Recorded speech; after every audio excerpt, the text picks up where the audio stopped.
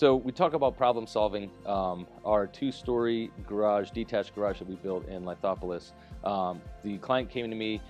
We want this large space that we want to build separate from the house. We want it to the exterior to match the existing house. The biggest challenge in a thing like that is just how do we coordinate this? How do we make this work? Renew is not a huge construction company with 1,000 employees. We work with subcontractors and we have our own employees as well who do some of this work. So the biggest challenge is just how do we make it work? Who do we bring in here? What are the stages of the process? How do we get each guy in here one after the other without massive delays? We do that by, for one, have a very, very good network already established with subcontractors who I've worked with over the years, people who I like communicating with who communicate just as well as I do, because that's another standard that I have is I'm not going to work with someone who doesn't return my texts and calls, and I don't expect you to want to work with me if I didn't do that either.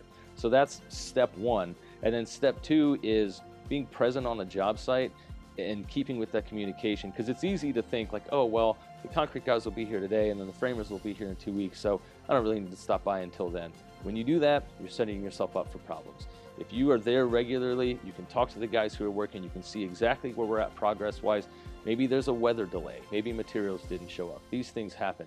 But if I'm staying on top of that, I can keep a few steps ahead of it to say, okay, well then we have to bump such and such step back a few days.